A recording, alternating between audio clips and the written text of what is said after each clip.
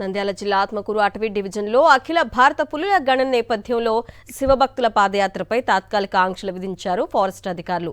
దేశంలోని అన్ని tiger reserve ప్రాంతాల్లో ప్రతి 4 ఏళ్లకొకసారి పులుల గణన నేపథ్యంలో నాగార్జున సాగర్, శ్రీశైలం అభయారణ్యంలో ఈ నెల 3 నుంచి అంచనా ప్రక్రియ కొనసాగుతుందన్నారు ఆత్మకూరు అటవీ division deputy director Vignesh అస్పావ్.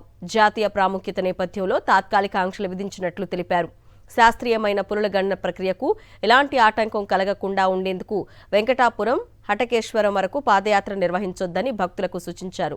Mahashivratri పర్వదినాన్ని దృష్టిలో ఉంచుకొని ఫిబ్రవరి 8 నుంచి 15 వరకు పెచ్చెరువు, నాగలూటి మార్గం గుండా పాదయాత్రకు అనుమతి ఉందన్నారు.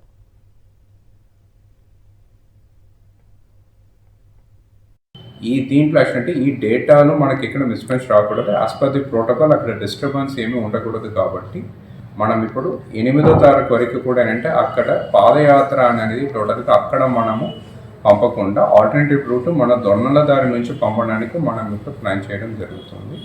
దీంట్లో భాగంగా ఆల్రెడీ కూడా ఏంటంటే మనం అందరికీ కూడా చెప్పడం జరిగింది.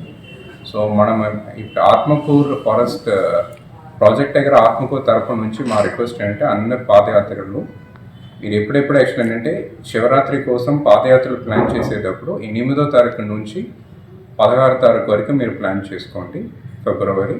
దీన్ని ఒకసారి ఏంటంటే గుర్తుపెట్టుకొని దాని ప్రకారంగా మీ పాదయాత్రని మీరు ప్లాన్ చేయడం రిక్వెస్ట్ చేస్తాం.